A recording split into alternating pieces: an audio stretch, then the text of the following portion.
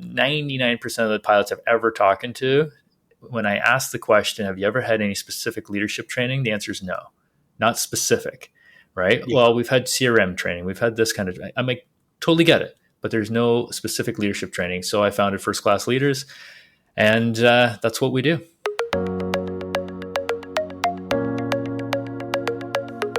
Welcome to a Wiser Retirement Podcast. Pilots, are you curious about what it takes to be a better leader? I'm Casey Smith, and I'm joined today by Kyle Freiberger from First Class Leaders.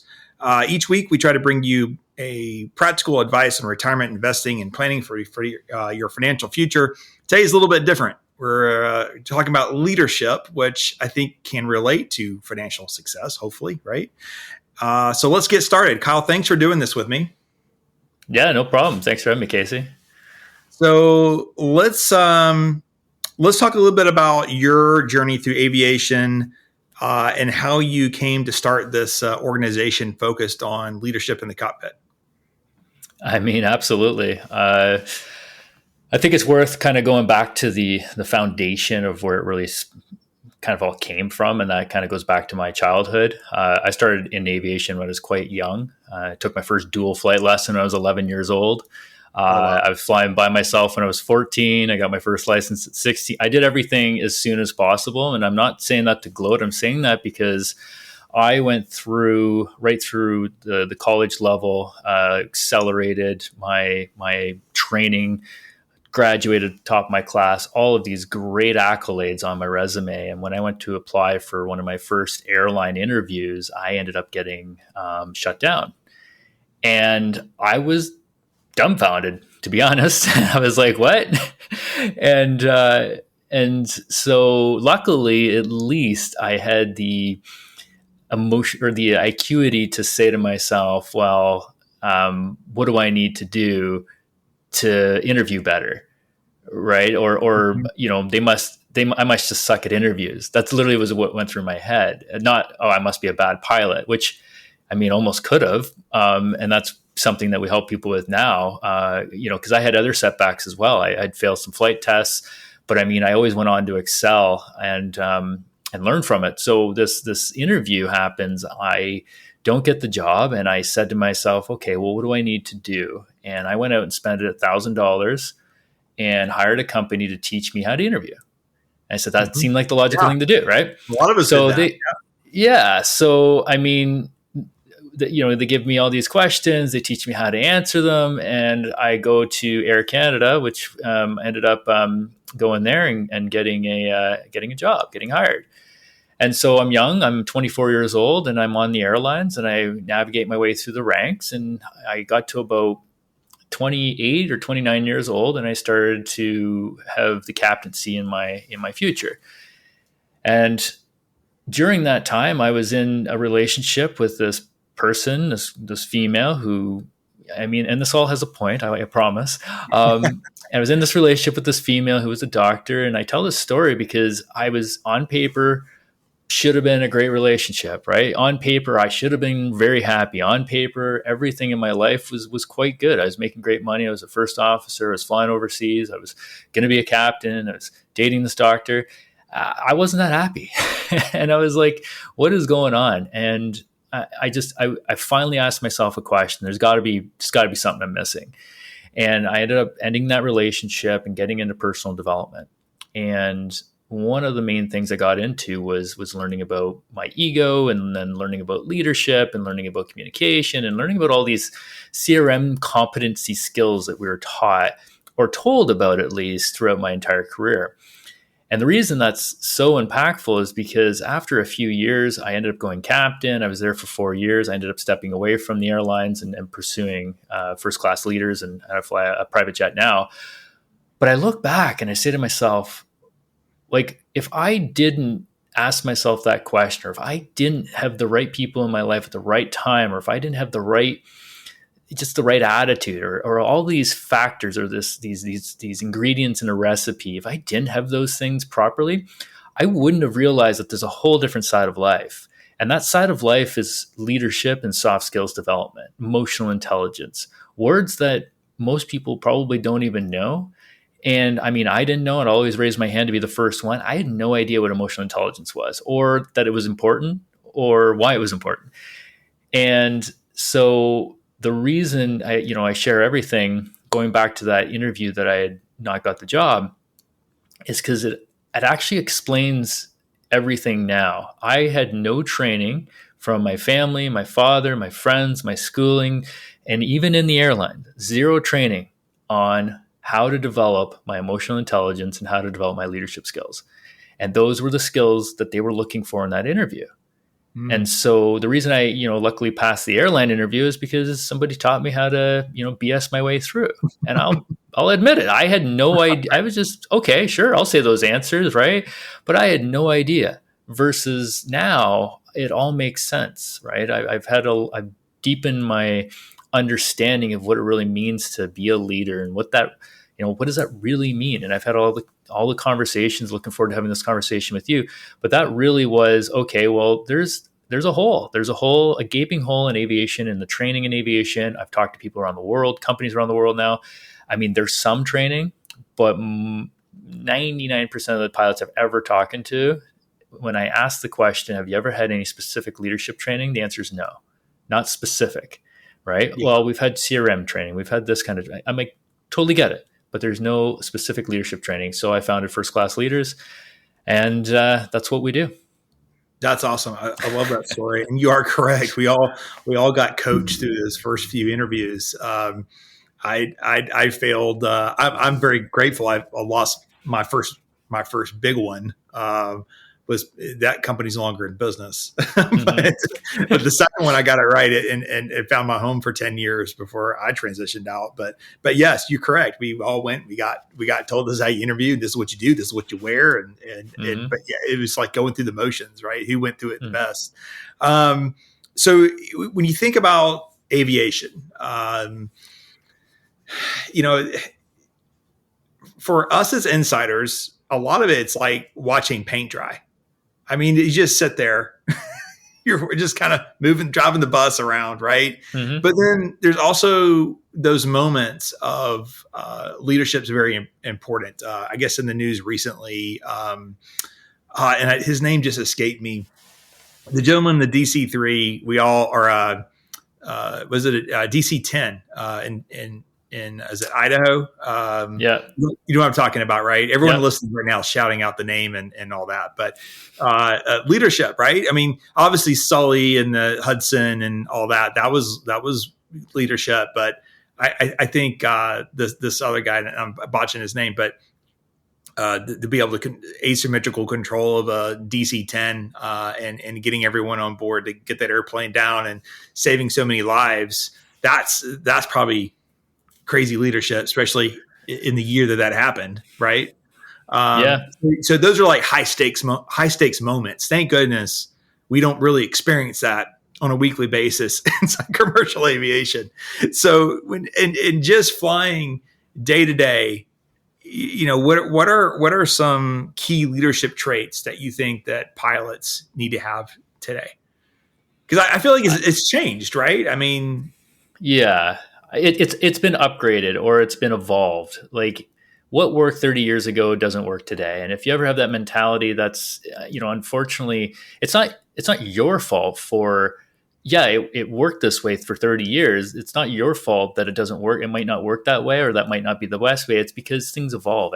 We have different technology, we got 200 reporters in the back of a average size commercial airliner, right? Everybody's got their iPhones they can pull out at any time. So there's just a different way that you have to lead in the modern day. And so we look at it as a very, we look at leadership now as very much more about how we influence and impact the people around us. Conscious leadership, the idea that, how is your tone affecting the people around you? And we're not talking about how do I get everybody to like me.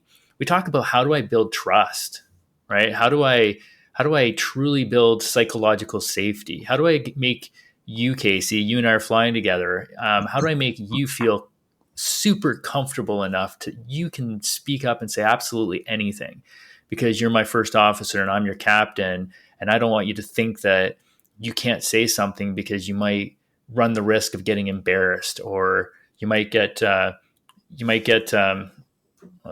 my phone ringing right in the middle.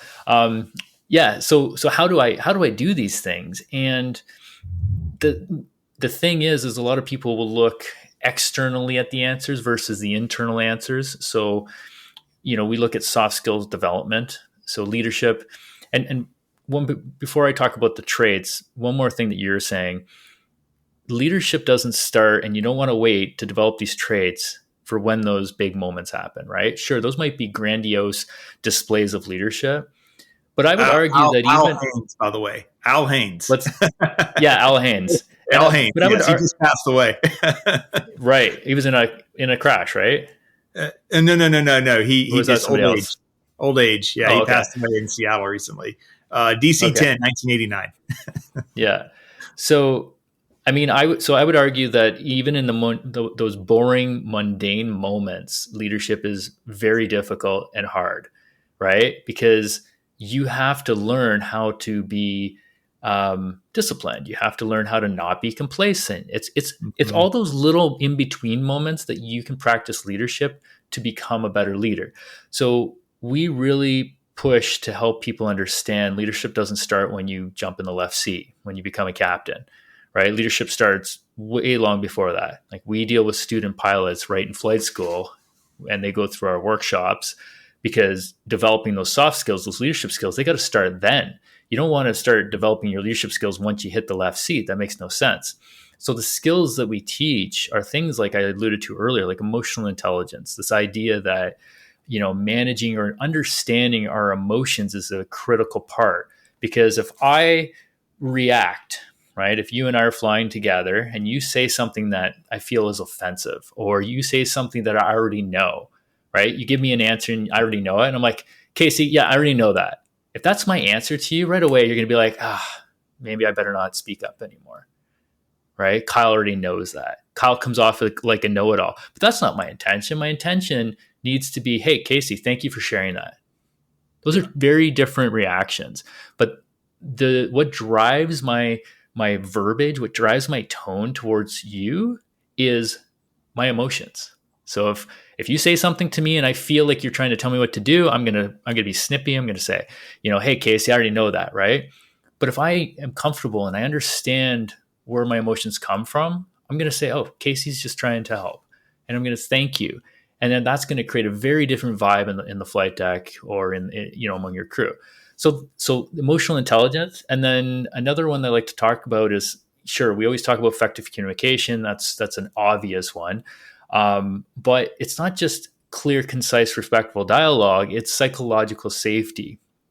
Understanding that communication isn't about what you say, it's about how it's heard. Right? You can speak all the words, you can rhyme off the SOPs of the procedures, talking a little bit of aviation lingo here, but we can talk about our procedures, right? We could be robots up there, yet we're still crashing airplanes. Like, there's still airplane accidents that are caused because of pilot error. Well, why is that? Well, there's a deeper level where pilots don't want to feel like they're going to be shamed or embarrassed. You want to speak up. We want to be able to say anything, but I'm sorry to tell you guys that there's still this stuff going on where, based on your tone, your reactions, the things that we say, the things that we do, our first officers, our flight attendants, whoever, they might not feel like they can speak up, and share something, because they're gonna run the risk of getting embarrassed. So psychological safety being a huge pillar of communication that we teach. Humility and confidence. We call it the dichotomies of leadership. Everything in leadership is an art. It's a balance. It's never 100% one way or the other. And that's why it's a constant practice of the student mentality. Always stay a student, always be learning. So humility and confidence, situational awareness, we talk about that a lot. But what people don't think about is you have to also have self-awareness to be able to be situationally aware, right? So when you're tunnel visioned, right? You're in the simulator, or in aviation, they teach us about tunnel vision. We can get overloaded, we can get stressed, and all of a sudden we're focused on one thing and we don't see the bigger picture. Well, understanding and having self-awareness that, what is the stress? What are the things that cause you that internal stress? That goes back to emotional intelligence. Well, all of those things are going to tie into situational awareness. And the last one I wrote down here that I mean, there's tons of soft skills here, but decisiveness versus collaboration. Right? You're the captain, you make the decisions. Well, yes, but you want to always spark collaboration, and you always want to spark ideas and gain information. And the way that I always like to teach this is, if you have 20 different perspectives, you're going to be able to make a better decision than if you just have one, which is your perspective. Where you'll always make a better decision the more you collaborate. But then that just comes down to a time thing. If you don't have time, you got to be decisive. So those are just some to name a few. We built a whole financial planning firm just off of that last point there. We do financial planning as a team versus working with just one advisor who's your point person. There's 3 or 4 people that are a part of that process. So that has translated even into business, and business owners can take from that as well. So, I mean, I think I have the answer to this, but I'm interested to see your take on it. How do you think effective leadership impacts overall safety and efficiency of operations? Maybe you have some examples you could share. Yeah, I mean, first and foremost, I like to explain. I always like to talk about safety with companies. I mean, pilots as well. Most of the time, when we're talking about safety, what people are focused on is their physical safety, right? This idea that I don't want to die in a plane crash. So a lot of our motivation in aviation is to not die in a plane crash, which, I mean, it's a good motivation to have, right? The thing is that there's also the psychological safety that we alluded to early that we need to talk about more, right? Because psychologically, I want to feel safe as well. I don't want to go to work and feel shame or embarrassed. Those are like I think they are the worst human emotions, if I read that correctly. They're the human emotions that everybody wants to avoid. You will actually cause your own death before you want to feel shame. There's like studies on it. I won't go into that. And but I can't remember the book off the top of my head that talks about, I think it was a corrupt police system in New York, and people wouldn't come forward even though they knew what was going on, because they didn't want to, right, get embarrassed. They don't want to be the rat. They don't want to be. So that's all psychological safety. So yeah, leadership and understanding how your tone, your words, your everything affects the people around you, for better, for worse. I'm not saying it's an easy thing, and I'm not saying it's easy to be perfect at it. And it's not about everybody liking you again. It's about inspiring the trust in people to follow you, even when time is hard, right? Even when you got to be the mean person, let's call it, or the stern person or the authoritative person. So building that trust so that people know that when you are being stern and when you are being authoritative, people trust that you're doing that for their own safety. So that's a big thing. And then efficiency wise, I mean, again, if you think about making decisions and you think about, increase in collaboration, increase in communication, we all know that those things are all going to increase safety. Well, again, if you look at the fundamental principles of each one of those, it's going to be some sort of soft skill that needs to be developed. And again, that's where leadership comes in. I'll give you a very clear example. We had a crew. So we had a company that sent us a crew. It was an older captain, late 50s, and a younger first officer, probably mid to late 20s. And we always hear this generational gap thing, a lot of difficulties. What it really is, and it seems like there's lots of cultural differences now, but what it really is just a lack of understanding each other, right? It's just a lot of wrongful assumptions, a lot of just the inability to really take the time to understand how to communicate with that person. So we taught those people over the course of one day. We use a behavioral assessment tool. We use leadership concepts. We go through practical exercises. It's very, very interactive. And after one day of, I would say, if I summarized it, deepening self-awareness, emotional intelligence, and understanding of different behavioral tendencies in people, the number one thing that came out of it is, oh my God, I didn't realize that person thought that way. I didn't realize that other people think differently than me. And it sounds silly, but it's very true. We all walk this earth on a different path. And so coming out of that crew went from literally they were going to resign, and the company said, okay, let's just, they couldn't work. They didn't hate each other. That they weren't mad at each other. They just couldn't get along, Hmm. and they were going to have to quit their jobs and go get new jobs. That's how bad it was. And the company Wow. said, okay, let's try one more thing. And they sent them to me.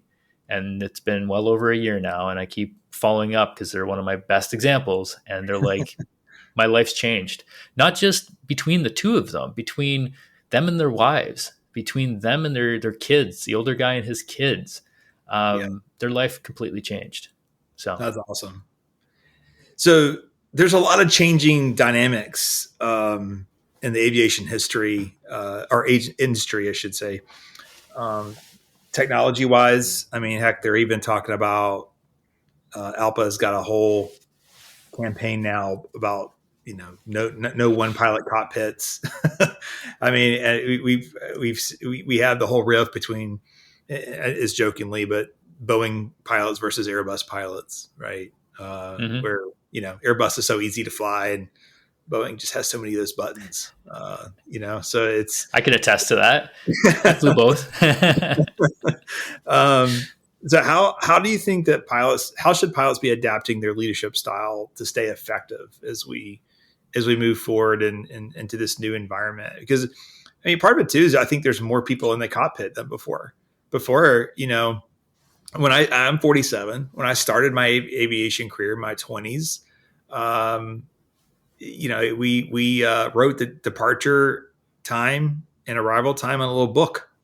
Yeah. And when I left, the airplane did all that, and you couldn't add 10 minutes to your flight every day to get a little extra money. Yeah. Yeah. um, Now it's you know, all. I think about FMS and its advancements. My first plane had no FMS. The next plane, you can put all the data into the airplane, and it kind of did its thing. That was just a CRJ, but nearly as advanced as some of the more modern airplanes. Hey, fellow aviators! Before we dive back into this episode, I've got some awesome news to share. On our website, we've got a freebie just for you. Our team of financial advisors has done the legwork to provide you with free 401k allocations for all the major airlines. Getting your hands on your airline's specific allocation is a breeze. Just click the link in the episode notes or head over to pilotretirement.com. Now let's get back to the good stuff in this episode. As you said earlier, you said it before we started the podcast, but everyone's a reporter behind you now. Everyone's carrying cell phones to video the crazy lady that won't get out of her seat or is offended by the Trump hat on the other side of the aisle. It's just crazy stuff, right? So Yeah. how do we adapt to all this as leaders? I mean, there's a few things that come to mind without getting into the actual ins and outs, because it's not something that you can teach obviously over a 30-minute podcast. But there's things to look out for. So number one, as I would say, is embrace the student mentality. My idea is always stay a student, right? Like you just never think that you know something 100%. And the moment you think you know something 100%, it shuts off the door of possibly discovering a better, easier, more efficient or effective way, right? Still get to think 99%. You can be very confident in your 99%, but just keep that 1% open. So that's number one. Number two is leverage. So I show a graph in our workshop, and it's a graph of like technology versus our ability to adapt. And we can't keep up. Technology has well surpassed our ability to adapt to that technology, right? We have ChatGPT, we have airplanes that I couldn't possibly know every button or I know, we know every button, but let's say we don't, like inside the computers and stuff. I mean, it can go Right. deep. Like we don't know Right. everything. So it's more Or important not told everything. So yeah, 100%. And this is why maybe 30 years ago it worked to have that old, leadership mentality where I'm the captain, I'm the leader, versus now it's really important to understand leadership is a way of being. It's not a title. It's not the captain's not the leader.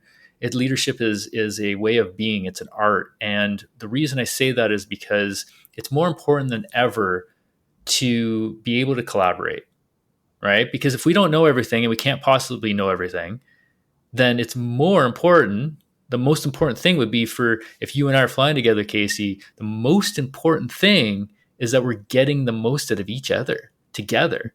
And the only way to do that is to develop your leadership and soft skills. Only way, right?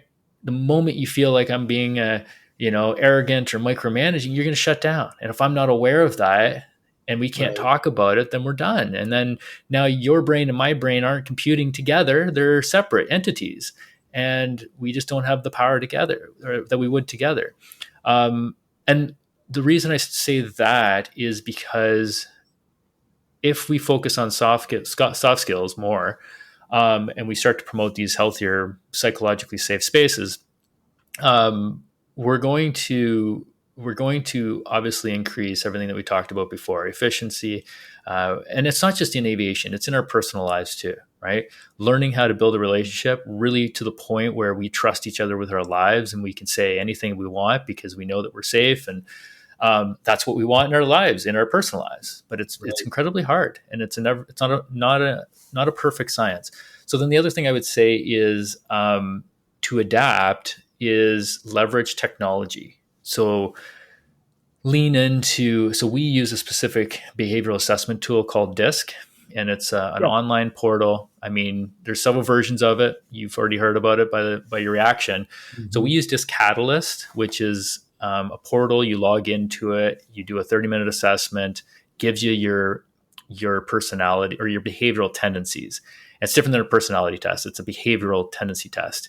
And the way I like to explain it, if I simplified it, is most people think that we have strengths and weaknesses, but we don't. Strengths and weaknesses are your perception of somebody's attribute. So I, for an example, have an attribute of, let's say, passion, and like I'm very outspoken, I'm very passionate, I'm very determined. That's an attribute. Well, right away, if you look at the attribute, you can see how that attribute could be seen as a strength or a weakness depending on the scenario, right? So you're asking me questions. I'm doing most of the talking right now. But if this was in like a general conversation, we're trying to build a relationship, you're probably like, wow, this guy talks a lot, right? But that's just my passion and my determination. But if I'm not aware of that, right, I could do nothing wrong, yet you could not like me. So it's understanding attributes instead of strengths and weaknesses. Because if I looked at you and like, oh, your weakness is X, Y, Z, I'm not looking at where your strength is in that equation. And so as a leader, if I understand your attributes, then I can say, hey, here's the situation, right? How do we get the best out of each other? Right. And now we can bring our attributes to the table. We can see which attributes do we need to each pull on in this scenario to move forward the best that we can. So I would say those, and then just reiterating the psychological safety that I was talking about before. I think that's something we need to talk about more and more and more. We need to feel safe enough to speak up without feeling shame, embarrassment, without feeling like we're going to get ridiculed. And the problem is we are going to get ridiculed. we are going to feel shame and embarrassment sometimes. But it's learning about psychological safety, and it's learning that even though we feel that shame and embarrassment sometimes, we have to keep striving towards creating that safer space for ourselves and for each other. We use that DISC program for all the new hires and they're interviewing. And I kind of wish we kept it and we put it on everyone's office door. And before I walked in, it would remind me how to communicate to that person, because it's very powerful. And you can say certain things that can trigger a person, right? Even if you don't know it, just internally, they're dying on the inside, right? But that's a very powerful tool. So let's shift gears just for a second. There's so many young people now aspiring to be airline pilots, and overall, I mean, what a great time. I mean, it'd been awesome to get hired a major in the hot market of a year ago. It's slowed down a little bit, but it'll pick back up with all the older guys that are gals that are going to be retiring over the next few years. But so if you're talking to someone who's, maybe they've in the process of their undergrad, or they're about to exit school, they're starting the 1,500-hour journey or 1,000-hour journey to get qualified to fly, what would you say to them right now? What advice would you give them as far as honing in on leadership skills and preparing for that interview, maybe a little differently than you and I had to do it? Yeah, I mean, invest in your own self development, right? And specifically into all the soft skills that we mentioned throughout this episode. Um, it's just nobody's gonna like really. I know this is a. I think it's really relative. I had a bad relationship with my father most of my life, and he was a very strict person. Was abusive to a degree, like more not abusive, but let's call it the disciplinary, verbally and mentally, or verbally and physically. But the only reason I'm saying all of this is because I used to be the victim, right, of my dad. I used to be like, Mhm. well, my dad, I'm this way because of my dad. I'm this way because of my upbringing. I'm this way because of this. That used to be my excuse, right? When people called me arrogant or people call me these negative things, I would just come up with an excuse because I'm like, well, I'm just this way because of these people. Leadership is about understanding that you can take the lead. So I can take the Yeah. lead for my father. I can take, so for my father, for an example, is I finally said this to myself. I said, what if my dad just didn't have a good leader in his life? And maybe he just thinks that this is the best way of doing it. And that was actually the most logical thing I ever thought. And so now my dad and I have these conversations about how his dad, he thought that his dad was doing things the wrong way and he just tried to do things better. And then he realizes now that some things he didn't do, he could have done differently. Mhm. But it allows us to now deepen our relationship, and he's open to letting me help him challenge what he thinks he knows. And so I stopped becoming the victim. I Mhm. stopped becoming the victim of everybody and everything around me. So leadership is about understanding that you can take the lead on anything. Nothing is everybody else's fault. Everything is your fault. You get to decide how you perceive everything. Yep. I mean, there's true victims out there, but even those victims, those are physical victims. Even those victims need to learn how to stop being the victim mentally.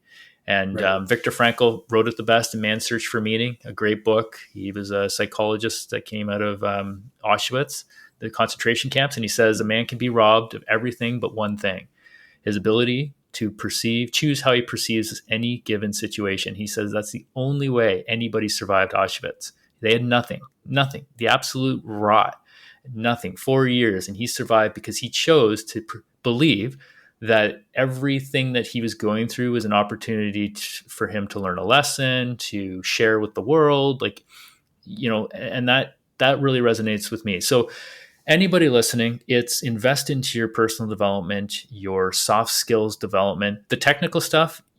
The flight schools, the airlines, they got you covered. You don't need to worry about figuring out what technical skills to go and invest in. But unfortunately, most companies will not be investing in your soft skills. It's a very difficult thing for a company to invest in. It doesn't have very tangible ROIs. It does if you measure over the course of a long term, but it's very difficult for a business to justify. I mean, we're convincing businesses to do it. It's a very Yeah. difficult battle. So again, leadership is not about waiting for a business or a company to invest in your soft skills. It's about you understanding that developing communication skills, emotional intelligence skills, all of those skills are going to better you in every which way, personally and professionally. So the more you do that, the other thing I would say that's very close to that is seek feedback and mentorship. The best thing I ever did. So an autopilot will crash an airplane 10 out of 10 times if it doesn't have feedback, Right. right?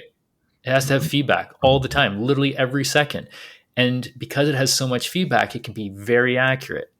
Well, how are we expected to navigate our lives and become better and navigate our lives accurately if we don't get feedback?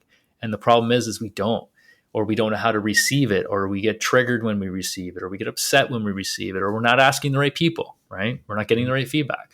So ask for feedback. And the best way to do that a lot of times is through mentorship. Ask for that feedback from somebody who's walked in your shoes. And that would be, those will be. And then, sorry, one more thing. I mean, there's A always bonus. lots. One more bonus point.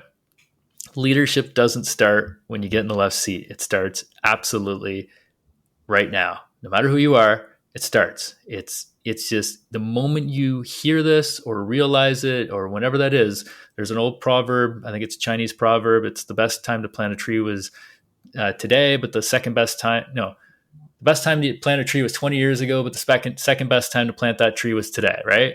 Right. So leadership is a art. It's a way of being. Don't think that you will be a leader once you're a captain. You don't get to choose if you're a leader. It's whether people trust and follow you. That's what dictates whether you're a leader. Yeah, very true. Very true. I love your statement on not being the victim. I think so many people, and this is not aviation centered at all, but just so many people choose to be the victim, and they live such poorer quality lives than if they had chosen not to be the victim. I think Donald Miller has several books that help people be the hero of their own story, which is pretty cool. But sometimes I feel like I'm even with clients. I tell them same thing I tell my 17-year-old daughter is you're responsible for your own joy. Like no one can take your joy from you. If you lose your joy, it's because you gave your joy away to somebody, right? Now, happiness and joy are two different things, obviously. But if you had a really bad day, but you choose not to be the victim, like you still find the joy in what the journey is and what you're doing, right? And the pilots can be such a negative bunch. I don't know. We didn't really establish your location, but you're in Canada, as we jokingly said before the podcast, the 51st state of the United States. But you're, I don't know about the pilot groups you associate with up there, but down here we have several that can be very negative. Just very just all this negative energy. There's one pilot group in particular. I'm not going to call them out on a podcast, but I just remember talking to a guy. He called me up. He said, "Hey, I knew you from your ASA days, and I'm at this airline now, and I'm thinking about starting my own business, and I just want to know what the journey's been like for you, and if I should be doing this." I was like, "Well, what business do you want to start?" And he's like, "I don't know yet." And I'm like, "Oh, this is a poor me. I'm a pilot. Poor me. I'm a pilot conversation." And so I said, "Look, I'm very passionate about what I do, but I work 60 hours a week. I work way more than what you actually work." And I finally said, "Tell me, which airplane are you on?" And he tells me, and then I said, "You move about 6 miles a minute, right?" And he's like, "Yeah, 7, somewhere in there." I said, "That's pretty cool." And as you see sunrises, you see sunsets from like 30 plus thousand feet. He's like, "Yeah." And I said, "You work like 15 days out of the month max, and if you can get your vacation right, you can drop trips, and you could have like a month off if you did it right." He said, "Oh, yeah. And I said, "You're making X amount of dollars, way more than the national average for business owners." I was like, yeah, that's true. And if I said, "So what do you not like about your job?" He's just like, He's like, "I don't know. Everyone just tells me it's so bad." And I'm like, "Yeah, you're a first officer. You're flying with guys who are angry because the contract negotiation didn't go the way you wanted to. But here's the thing. You're about to upgrade. You can set the tone. You can have a 4-day trip that's filled with happiness and joy." Yeah. I mean, you're hitting the nail on the head, man. And I'll do you one better just to add to what you just said. There is a concept, and it's written in a book. And if you are listening to this podcast and you go buy that book, please reach out to me and let me know if it made a profound change in the way that you perceive things. Let me know, because I have literally bought that book for a lot of people, but given that book out or gotten people to read this book, and it's just constantly or consistently the same message being, wow, I didn't realize how much I was causing my own suffering. And it's called The Gap in the Game. And I think Dan Sullivan is the author. The Gap in the Game. And it's literally what you're saying. The idea is, I can give it really quickly because it's very pertinent or relevant. So the idea is, we're always chasing a goal. We're always setting our goals, right?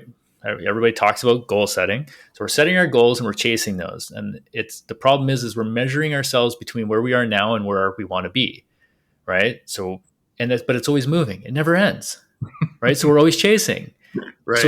it's a dumb way to measure. Like you would never measure anything else that way versus like let's say a tree, right? If a tree is growing, you're not going to measure, well, how far do I want it to grow and how far, like how much has it grown? That's not what you're measuring. You're measuring how high it is. Like where did it start? It started at a seed and it's up to 2 feet now, right? Yeah.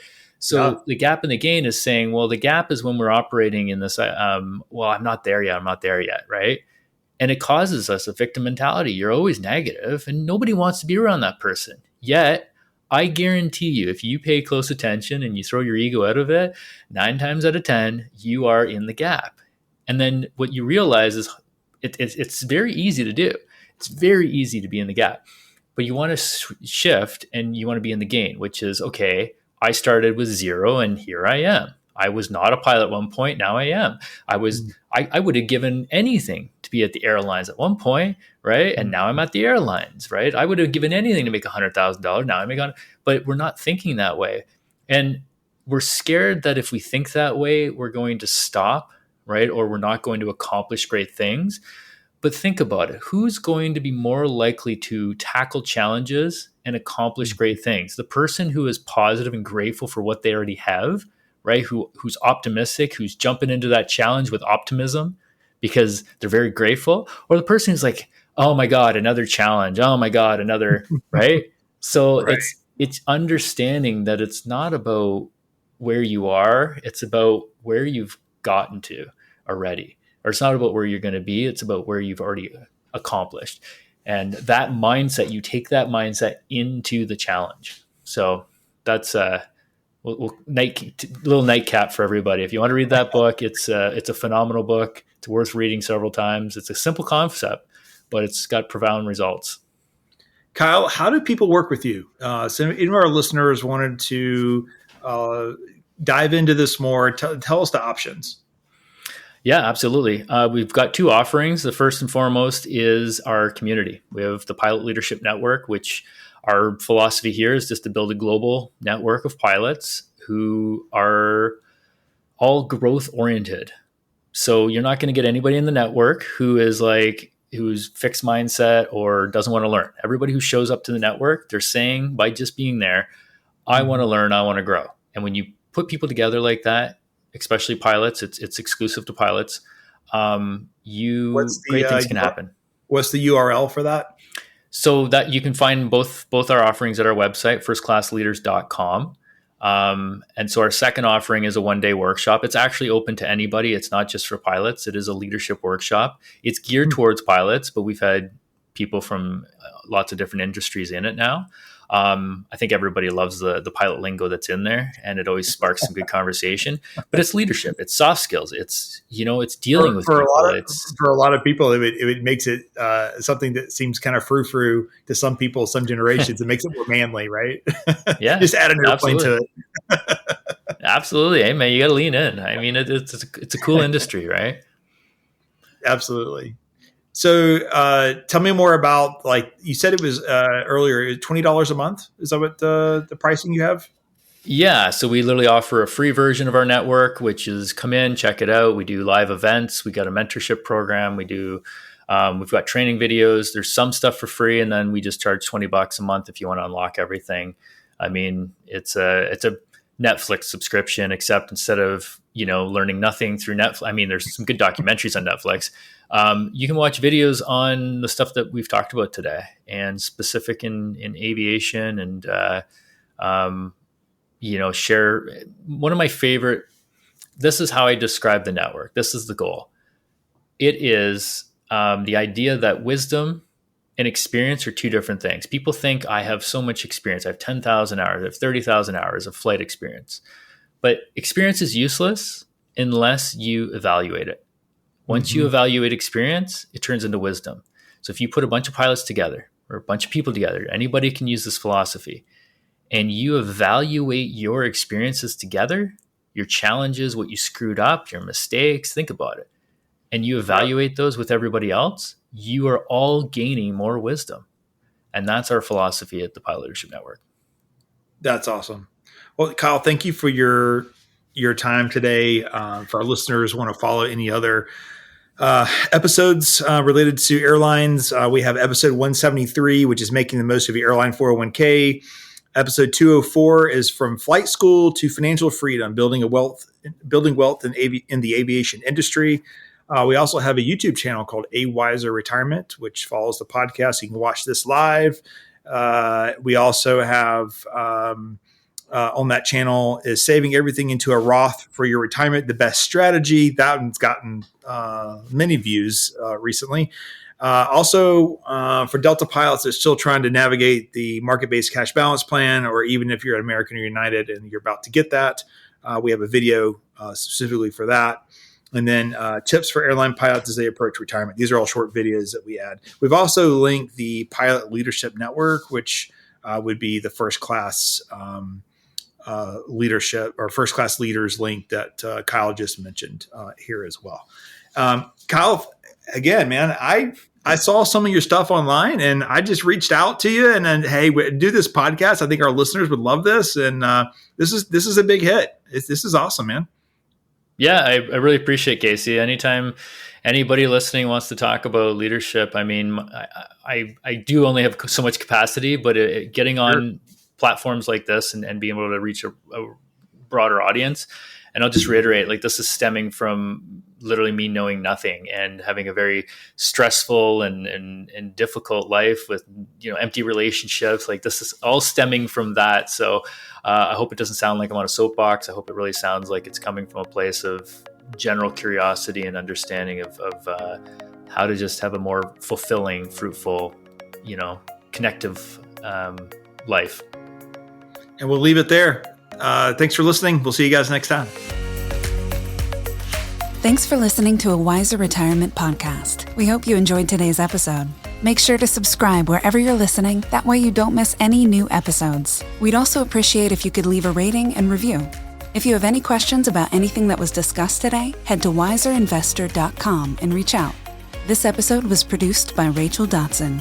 This podcast is strictly for informational purposes only and is not to be considered as investment advice or solicitation to buy or sell any financial products, securities, digital assets, or any other investment vehicles, or a basis to make any financial decisions. Wiser Wealth Management Incorporated is a registered investor advisor with the SEC. The host and/or guests may personally own securities, digital assets, or other investment vehicles mentioned on this podcast. Neither the host nor guests of the show are compensated for their participation, and no referral fees are paid to or received by any host or guest for clients, listeners, or similar interests. Investments involve risk, and unless otherwise stated, are not guaranteed. Be sure to first consult with a qualified financial advisor, tax professional, insurance professional, and/or legal professional before implementing any strategy discussed herein. Past performance is not indicative of future performance.